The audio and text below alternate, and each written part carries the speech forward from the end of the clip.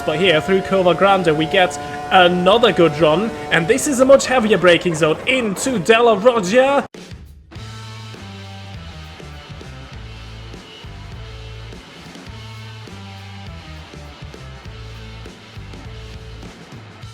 Welcome to the 10th round in our 1999 Formula 1 season in AMS2, where we try to make Heinz-Harald Frentzen a world champion. We're here at the Temple of Speed in Monza for the Italian Grand Prix, a true classic in any Formula 1 season. In real life, this was the race that properly brought Frentzen into the title fight, as this was the second win of his season, while championship leader Häkkinen crashed out from a comfortable race lead, which is the second time this happened this season. Curiously enough, it was in both races in Italy. Now, after this round, Frentzen was only 10 points away from the championship leaders Häkkinen and Irvine, who went equal on points, and after a chaotic and frustrating DNF in Spa in our season here, this is what we want to do here too. Going into this race, we're 14 points behind championship leader Coulthard, and with only 3 races to go, including this one, a win is pretty much mandatory to stay in the fight here. Therefore, logically, the target for this race is nothing less than the maximum 10 points on offer for that win, hoping that Coulthard might even finish off the podium for once. The starting grid looks promising, as it is Häkkinen and us on the front row, just as it was in real life, with Coulthard starting just behind both of the remaining title challengers. P13 to 22 are on your screen right now as we prepare to repeat Frentzen's success at the Italian Grand Prix 1999. And here we are, awaiting for the lights to go green at Monza, and it is a short hold, but we're well off the line, and we get the better run towards the Rettifilio chicane, which is very, very awkward back in 1999. Oh, as Häkkinen is still alongside, we back out of that move, trying not to crash into him. We made contact in Belgium that ended our race, and I still stand by it. That was absolutely Häkkinen's fault, so we don't want to be too close to him, as Coulthard is having a little look into the Variante della Roggia, but we managed to stay in P2, and from here it is all about getting back to the back of that McLaren Mercedes ahead of us, Mika Häkkinen and me. Whoever wins this race, as long as it is not Coulthard, will be pretty much back in that title fight, with 2 races to go after this one, as we go for the Ascari chicane for the very first time.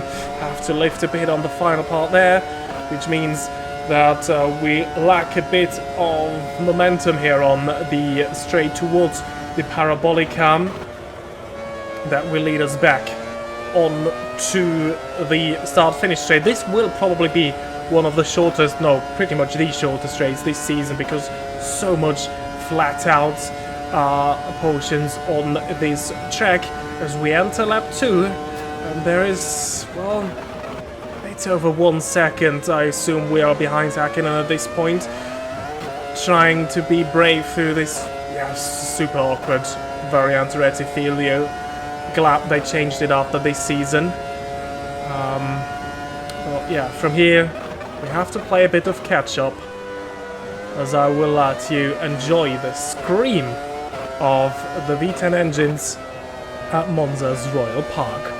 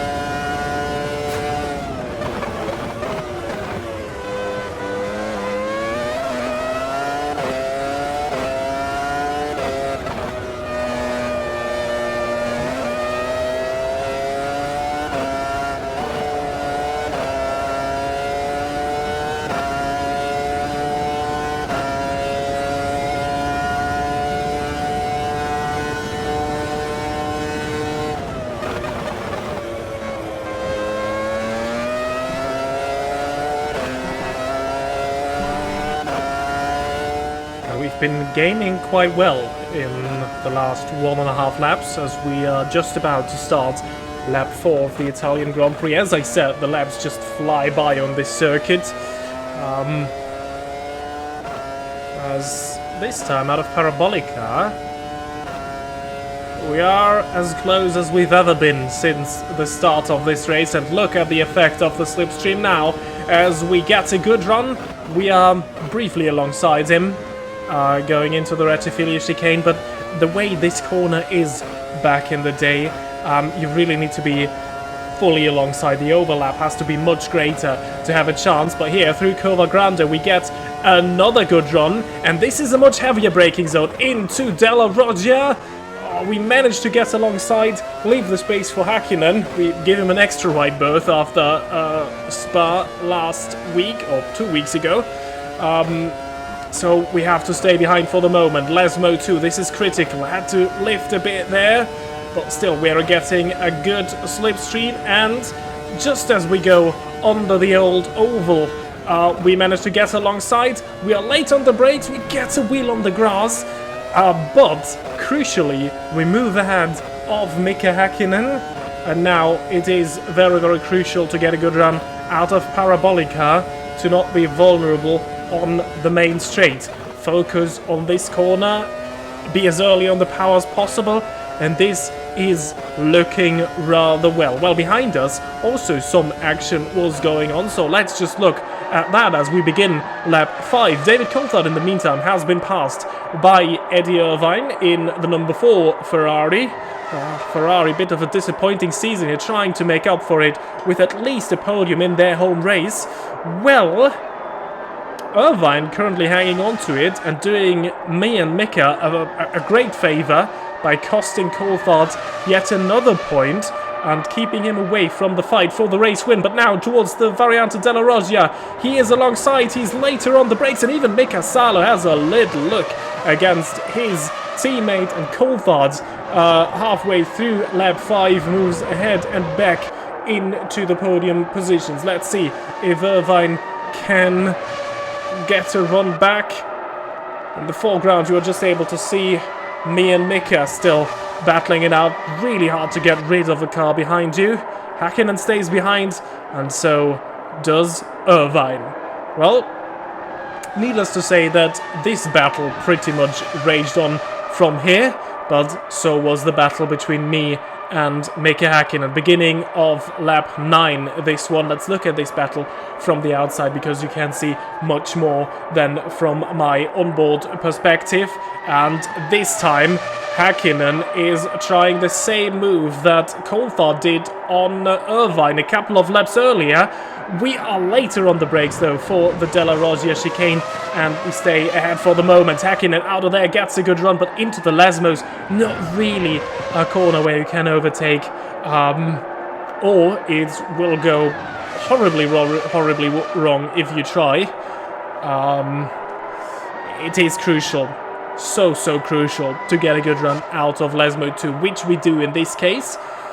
And then also out of Ascari, we have it pretty much under control. Out of Parabolica, out of Ascari, this is also looking decent, so it doesn't get run into Parabolica. Our only issue is on the run towards Variante della Roggia.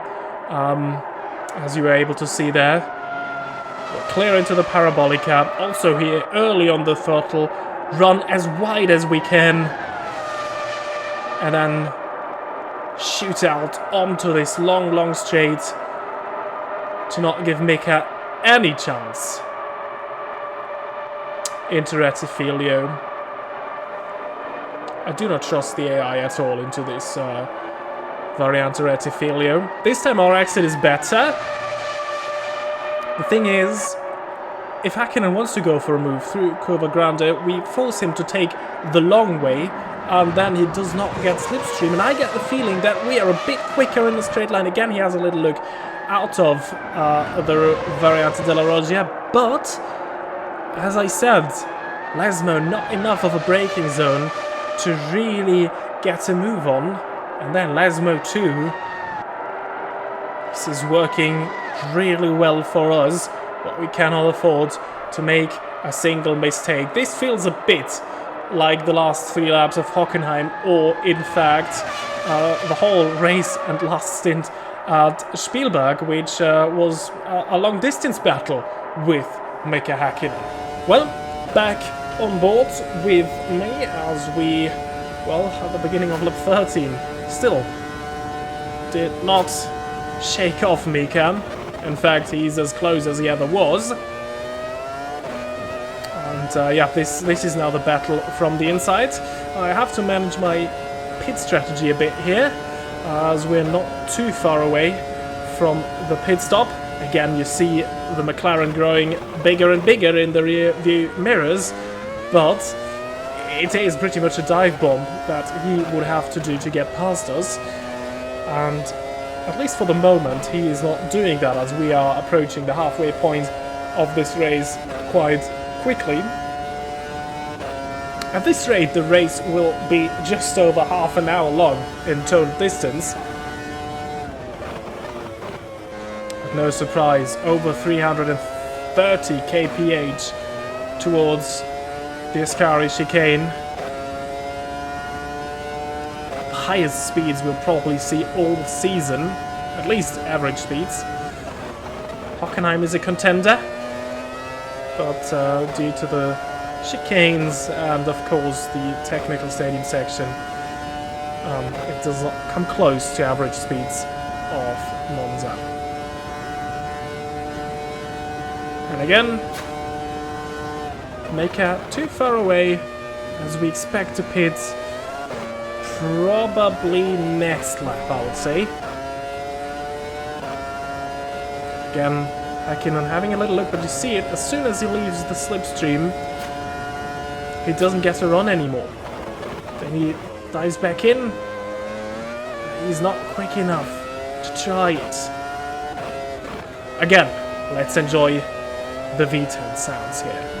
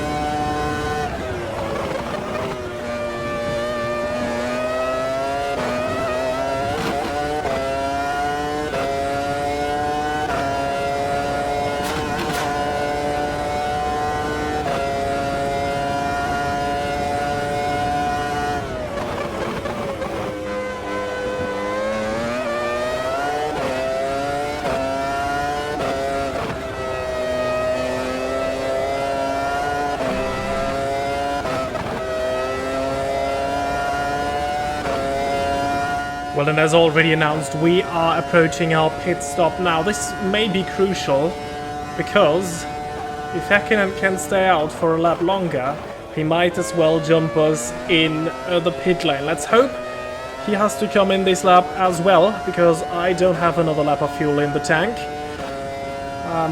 Also, the last 1.5 laps, I have been attacking the curbs a bit too much, trying too hard, which allowed Mika to get close in places where I absolutely don't want him close, and so far I've been able to keep the distance. Also, this pit entry, really difficult to judge, because you have to scrap off speed very early, and Häkkinen joins us into the pit lane. He is just behind us, so watch the mirrors. There are Irvine and Coulthard in for their stops as well. So, the top 4 all in as we leave the pit lane, retake the lead, so everybody's coming in, and I don't see Häkkinen behind us.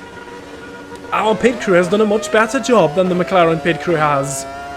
We rejoin in the race lead, starting lap 16, and there is at least no immediate sign of Häkkinen in my mirrors. I think there is someone going through Rettifilio now, but nowhere near as close as he was before.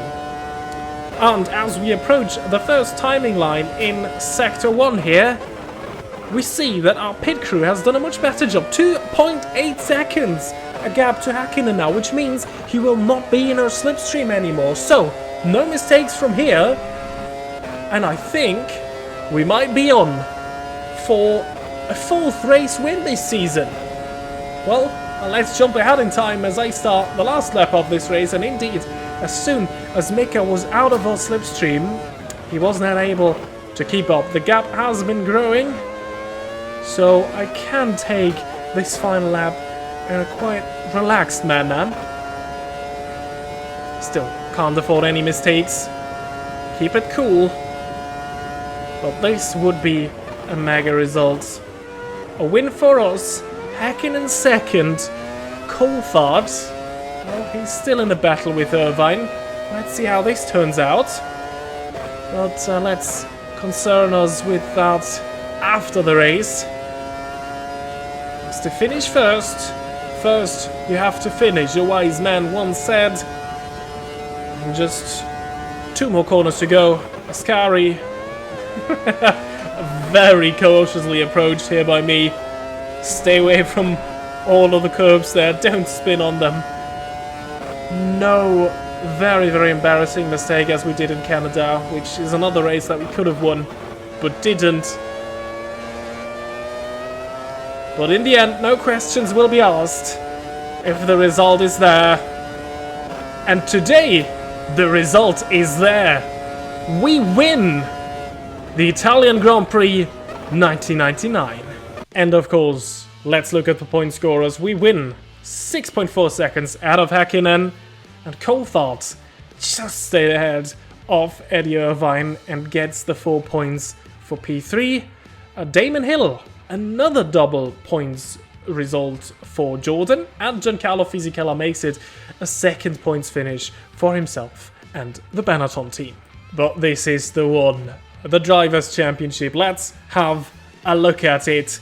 David Coulthard still in the lead, 49 points, and we are only 8 points behind him.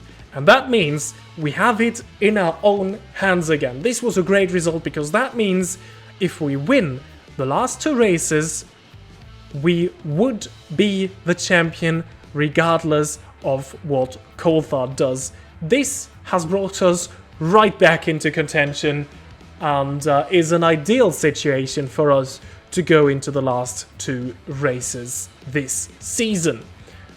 And also, with another double points result, we move much closer to Ferrari in the championship. McLaren, well, we can already say congratulations for winning the Constructors' Championship, 40 points ahead of Ferrari now. There is no way they can catch that. But as we're just 7 points behind Ferrari again, we might still finish this one second. So, all to play for in the last 2 races. And the next one will be at the Nürburgring. The European Grand Prix is coming up and rain is forecast for that one.